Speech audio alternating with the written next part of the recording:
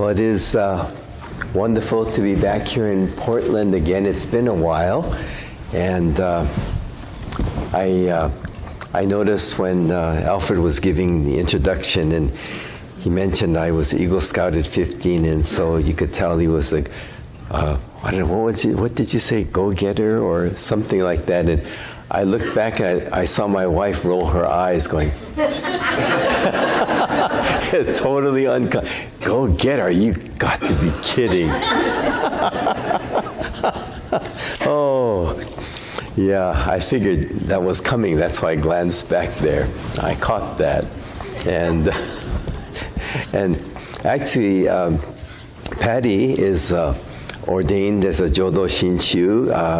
She has her Tokudon Kyoshin, was my assistant after she retired from the State of California. Her career in human resources with Caltrans, the second largest department in California's government. And then we became the chaplains together soon after retirement from active ministry in September of 2016. So we've been keeping pretty busy, and I think it's the perfect thing to do in retirement, and to ease out of being an active minister, but still sharing the Dharma in the capacity as the state assembly chaplains, in trying to do so without using a single technical term. And as I mentioned yesterday at the seminar, that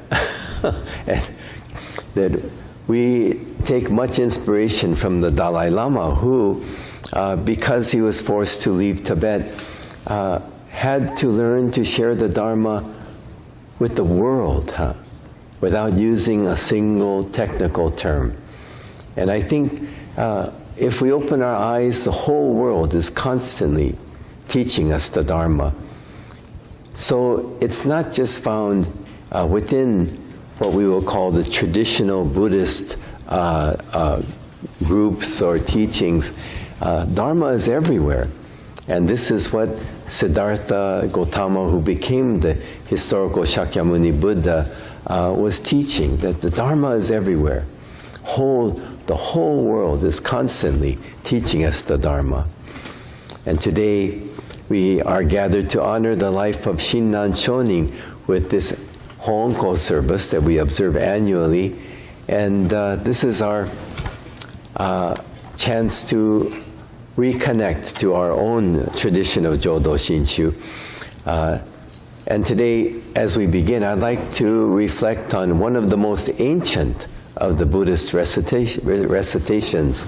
It's the three treasures. We say it every week, but don't realize that from the time of the historical Buddha, 2,600 years ago, this was all that you needed to say and to feel to become a disciple of the Buddha. So for thousands of years, centuries, followers of the Dharma would recite the three treasures to rededicate themselves to the Dharma path. And 800 years ago in Japan, Shinran Shonin too was reciting these same three treasures, rededicating himself to the Dharma path every day. Namo kie butsu, namo kie ho, namo kie so. I will seek guidance. I will go to one of wisdom, a Buddha, for guidance, for refuge. I will seek the Dharma. I will seek truth for guidance. Of course, who would seek that which is false? And Sangha, I will seek to be with those who are seekers of truth. So, three treasures is very simple, yet very, very difficult to live. To always try to live seeking the truth, but sensible. Because who would go to a fool for guidance? Of course we would want to go to one who is wise, one who is awakened, and to be with the Sangha, with people who are seeking truth. Shinran Shonin, as this is so well done. I mentioned to Reverend Yuki, looking in your program, to have his brief biography printed here is so nice to see, and I'm surprised that many temples haven't done this. I'm going to take this program back to Sacramento and say, look, this is what we have to do for Gotanye from now on, for Hoonko and Gotanye for Shinran's birthday. I think it's a good idea. And as mentioned, Shinran went into the temples at age 9, and knowing great sadness, losing his mother, father. There are many stories of how his father was, he became a monk, and Shinran left with his uncle, became a monk at age 9, went to Mount Hiei, as mentioned in the biography. There he stayed for 20 years, seeking his own enlightenment, and yet it escaped him. And after 20 years, and this is what I love most about Shinran, what I think is most admirable about Shinran is his honesty and his humility. He was truly honest with himself, and very, very, in his honesty also, tremendous and deep humility. After 20 years, honestly admitting to himself, I'm no closer to understanding life. This is not my path. And he left Mount Hiei, and it was then that he encountered his teacher Shinran Shonin, who introduced him to the Nembutsu path. And so this great humility and honesty that is Shinran Shonin's nature, I think is what I find most, what I admire the most and find myself truly wishing I could try to emulate. Shinran learned from Honen to seek the Nembutsu path. And Shinran never said Nembutsu path is the best or Nembutsu path is the way for everyone. He said, this is the only way for me. I tried difficult practices of meditation. It may work for others, but it didn't work for me. It wasn't my path. And Honen introduced him to the Nembutsu path to simply try to live a life with awareness and gratitude. Reverend Tai Uno was one of my early teachers, and when I asked him, what is the Jodo Shinshu Nembutsu path? And Uno Sensei said, to live a true and real life. True and real life. Often, if you even read his works, he'll talk about true and real life. To live a true and real life. Today, we begin the NFL playoffs. The games are truly down to the wire now, and only 4 teams are in the running for the final prize, the Super Bowl, which will be played on February 4th, 2018. And I already congratulated Alfred on the incredible win by the Minnesota Vikings last week over the New Orleans Saints, and I watched the end of that game at least 3 times because it's been replayed over the week, and every time I see it, on that it's being played, I watch that ending, the last 5 minutes, and it's miraculous. It was just, I've never seen an end. I don't think any of the players even been a part of an ending of a game so incredible. They were stunned. But the Vikings are in the Final Four, vying for the Super Bowl. Throughout human history, throughout the history of humanity, we human beings, in every culture, we have created and we have loved our games. Whether it's sumo in Japan, or chess, or baseball, or Texas Hold'em, or the Winter Olympics that will be coming up in South Korea just 5 days after the Super Bowl. Human beings in every culture throughout time have created and they have loved their games. Some folks are fanatics about their favorite game. And this is where the word fan comes from, as most of you know. But it's interesting, huh? Fanatic is used to describe someone over the edge, a lunatic, someone who has lost reason and lost touch with reality. The phrase religious fanatics comes to mind. The image is so negative. But to be a sports fan, wow, this is okay, it's very acceptable. And Patti and I are big fans of the Golden State Warriors. I grew up in San Francisco, and when they won the first championship with Rick Barry on the team and Al Addles, Thurman, I was in Japan, so I didn't get to see them win the world championship, and it didn't happen again till now. These last 3 years for them to be in the finals and win 2 out of 3. So we're really enjoying watching the Warriors play. We went to the championship parade last year in Oakland because we could. Midweek, we're retired, we have the time.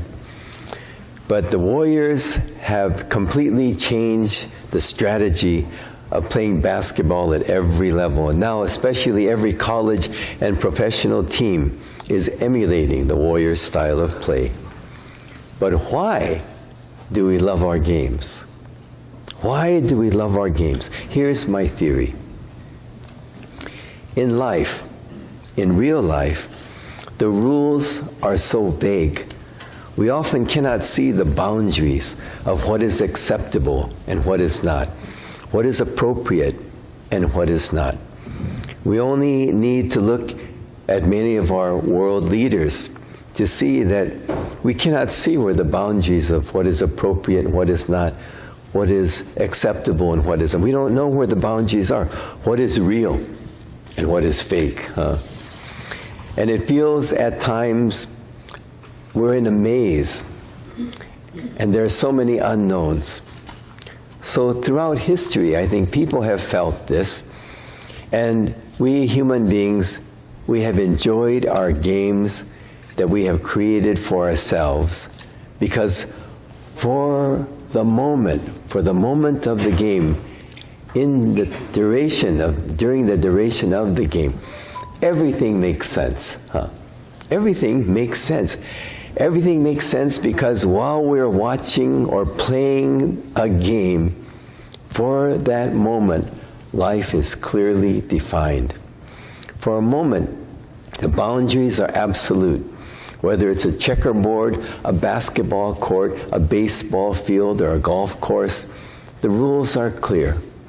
We know what is fair and what is foul, what is in play and what is not. We can make a basket from beyond the arc and it's 3-point. You throw a touchdown pass and it's 6 points. We love our games because within the context of the game, we are allowed to feel that we know without doubt what we are worth. Playing poker, you get your hand and you can look at that final hand and you can think, oh, I'm just a pair of deuces. Or you might say, whoa, I'm a full house. Or the ultimate winner, royal flush. Oh, yeah. And we identify with this. The rules are so clear. This is why there's such outrage whenever a sports athlete or a referee or an umpire is caught gambling, or even worse, tampering with the games that he refereed or the athlete played in. There is outrage because their selfish behavior brought real life confusion into the sanctity and the purity of the game. They messed with the rules. They messed with the rules. In living life, we often wonder, what are the rules? Where are the boundaries? What am I worth? Where do I stand? Am I 2 runs back or 5 points ahead? Some may wish life were so simple, but life does not allow us to live with such exact clarity. And also, the rules of our game are set. We know what is out of bounds. We know what is foul. We know an illegal pick or goaltending. We know within the confines of the game what we need to do to succeed. Another reason we like our games is because we know when it will end. The length of the game is decided by the rules of that There is no doubt. And today, the Patriots play the Jaguars in a couple of hours. Ooh. And the Vikings will be playing the Eagles this afternoon. Yay. I'm rooting for the Vikings, just for Alfred. It's the playoffs. And each team knows without doubt, it's win or go home, huh? It's win or go home. They each know that if we are going to do something, we have to do it right now, today. Not next week, not next month, not next season. If they're going to do something, they have to do it now. Unlike the games in living life, we usually have no idea when our lives will end. We don't know if we're in the 9th inning or in the 4th quarter or playing the 18th hole. We are not often given a 2-minute warning. Many years ago, while visiting our family in Fresno, I was playing a game. I created a game for my 2 nephews and my niece. It was a rainy day, and we were all staying at Grandma and Grandpa's nice large house on the farm, and so I wanted to occupy the kids because they were getting kind of bored. The youngest one was about maybe 5, 6 years, about Aoi's age, and so on this rainy day, I just made up this game on the spot, and it was kind of like a hide and seek and tag, but I was always it.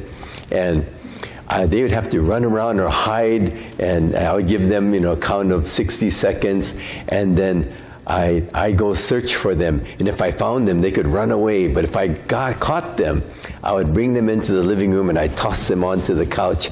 And there they had to stay until I caught all 3 of them, So it's just a silly game, keep them occupied. And I was probably about 20 years younger then, so I could still run around a little bit. Well, I caught the youngest one first. He was the easiest one to catch, and as I mentioned, he was about Aoi's age. And when I tossed him onto the couch, and I was about to run off to look for the next one, he jumped off the couch and ran away shouting, "I have 5 hearts! I have 5 hearts!" And I was totally confused. I said, "Wait a minute, that's not the rules that we had set before we started this game." And I had no idea what he was talking about. Then his older brother came out and laughed, and he explained, "Oh, it's his new video game. It shows a heart on the screen to let him know how many lives he has left, huh?" He gets caught in a heart, and he pops alive in the virtual world of the video game. And so I had to catch him 5 times. Okay, now you have 4. No, 3 hearts. So he was thinking this game we're playing is like his video game, his virtual reality, virtual life video game. But he is definitely a part of that, the we generation. But in living our lives, we don't have multiple opportunities to live. We don't have 5 hearts. And when it's over, we can't just push the reset button and play it again and try to get better at it. Huh? We can't push the reset button again, relive our lives, and hopefully get better at it as we do a video game. Each time we come to our temple and sit in our hondo, we are given an opportunity to look into the mirror of the Dharma and see again what is really of value in living our lives. And as we hear in the inspiration of the 3 treasures that all of us recite, in the beginning it said, "Hard is it to be born, how rare and wonderful is it to be born as a human being. Now we are living it." We all have this wonderful opportunity to live as a human being. How fortunate to encounter the teaching as sensible and as reasonable and as clear as the Dharma. And now we receive it. There's a story that about the historical Buddha with one of his disciples, Ananda. and they stood upon a hill overlooking the Ganges River. And the Buddha went down to the banks of the river, and he scooped up a handful of sand from the banks of the Ganges River. And he said, "Ananda, where is there more sand? In my hand or along the banks of the Ganges?" And Ananda said, "Of course, there's much less sand in your hand than along the banks of the river, Ganges." And the Buddha said, "Yes. The sands along the banks of the Ganges are like all the different life forms you could be born. And of all the many life forms we could be, only a handful are able to become human beings. How rare, how wonderful to be born as human beings. Now we are living it." Then the Buddha, with a finger, took a little sand from his palm and said, "Ananda, where is there more sand?" And Ananda said, "Oh, there is much less sand on your fingertip than in your hand." And then the Buddha said, "Yes, of all the human beings that are born, how few are able to encounter a teaching so wonderful as the Dharma. How fortunate are we?" Thinking of it like this, that we are already winners.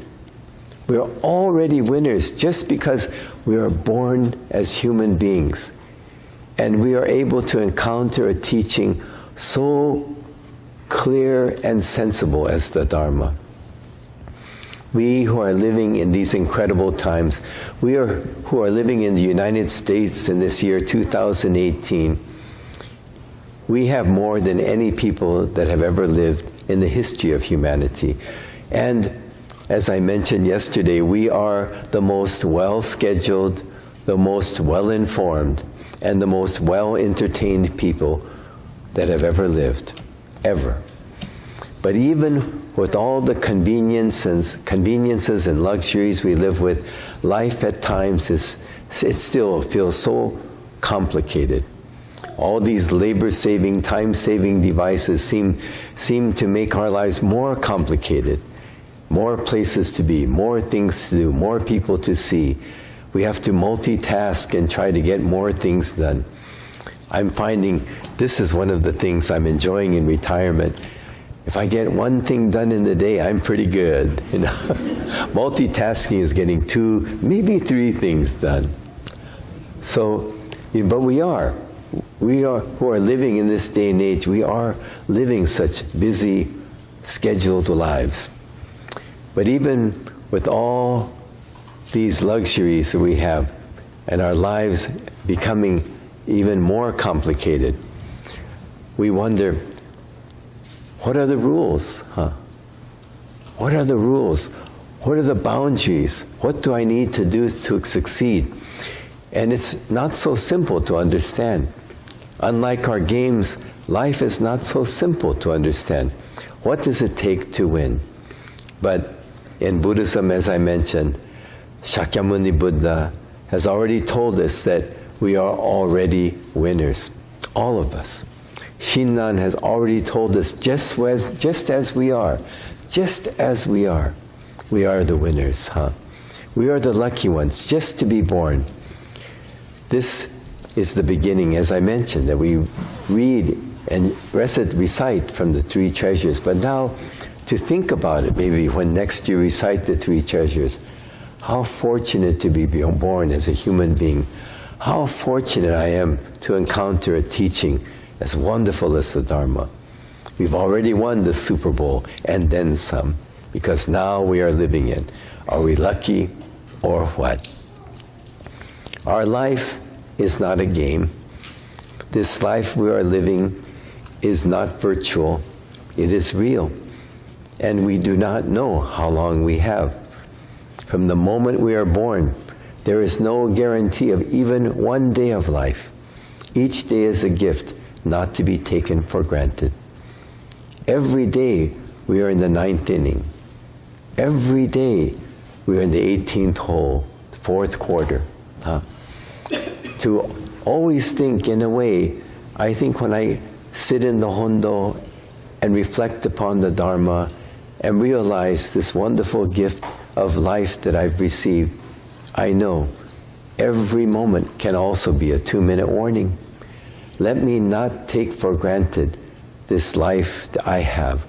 Let me not take for granted the opportunities I have to be with the people whose lives give meaning to my own. Let me appreciate every chance to be with those I love. Let me not take this day for granted.